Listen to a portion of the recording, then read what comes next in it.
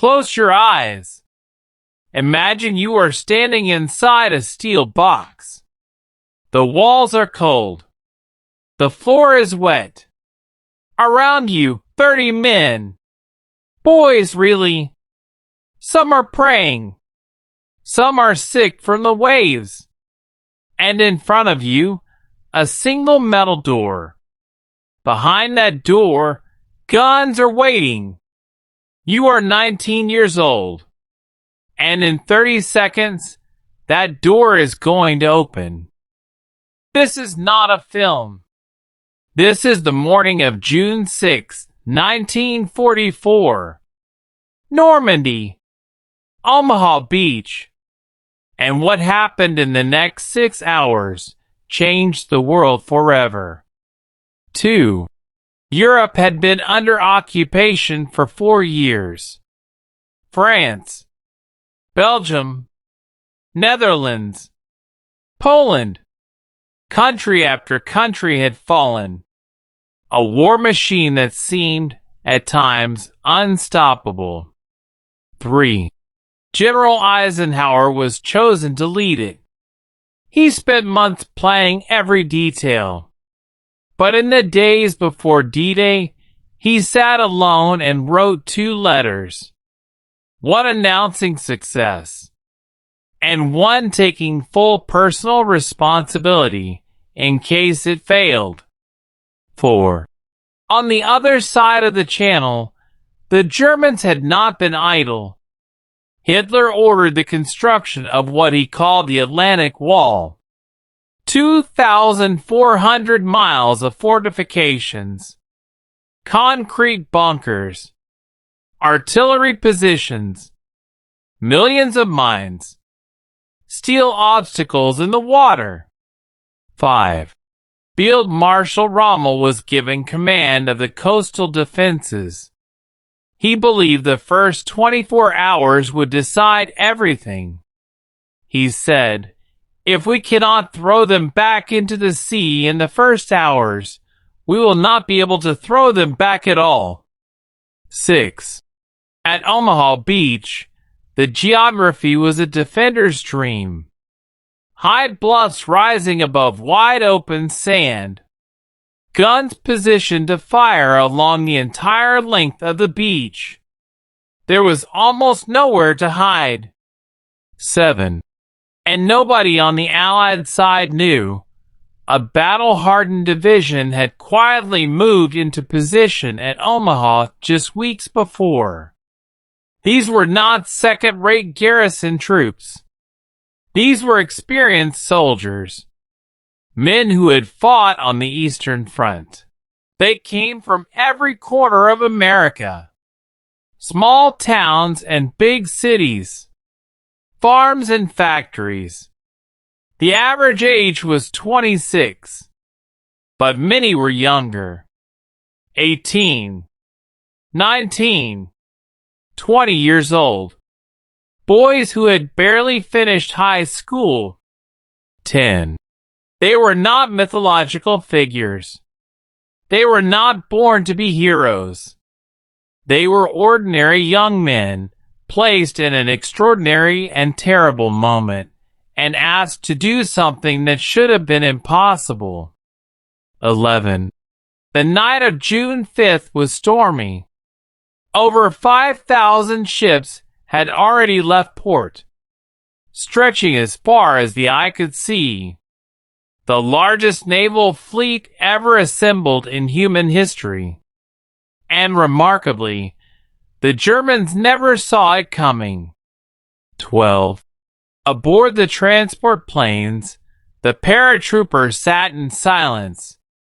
Faces darkened with camouflage paint. Some clutching rosary beads. Some had written letters that morning, just in case. 13. At midnight, the jump lights turned green. And one by one, they stepped out into the darkness.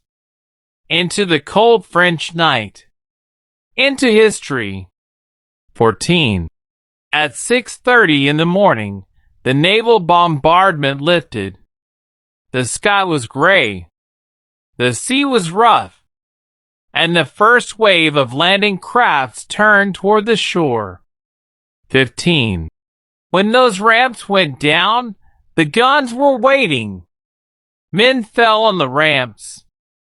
Men fell in the water.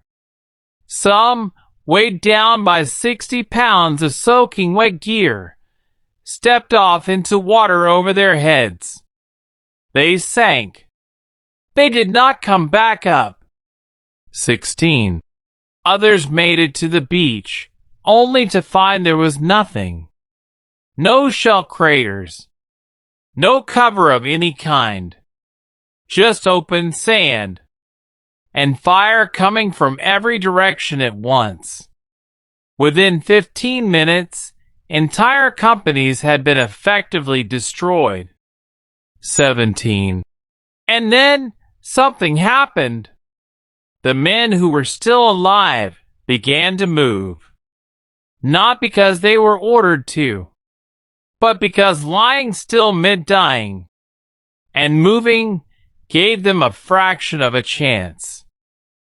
The destroyers pushed so close to shore that their hulls were scraping sand. And from point-blank range, they opened fire. Concrete fortifications that had seemed invincible went silent. One by one. 19. Up the bluffs. Through barbed wire with bare hands. Over bodies of men who had tried before them. Into the bunkers, fighting room by room, man by man. 20. By early afternoon, American soldiers stood on top of the Normandy cliffs. They looked back at the beach below, at the smoke and the wreckage and the terrible cost. And then they looked forward, at open French countryside. The door was open. 21. By evening, 156,000 soldiers were on French soil. The largest seaborne invasion in history had succeeded. Hitler's Atlantic Wall, the fortress he said could never be broken, had fallen in a single day. 22. But the cost? On D-Day alone, over 10,000 Allied soldiers were killed, wounded, or missing. Every number represents a person, a name, a family, a life that had barely begun. 23. There is a place in Normandy, on a green hillside directly above Omaha Beach, where the wind never seems to stop blowing. 9,388 graves. White crosses stretching in perfect silent rows across 14 acres of French soil. 24. If you stand at the edge of that cemetery and look down at the beach below, something happens. Something quiet. You begin to understand that the distance between the world we live in and the world that might have been is measured in the lives of those men. 25. I owe them something. I owe them the rest of my life. Every day I lived after that beach, I lived for them too. That is what D-Day was. Not a victory to celebrate, but a debt that the living carry for the ones who never came home.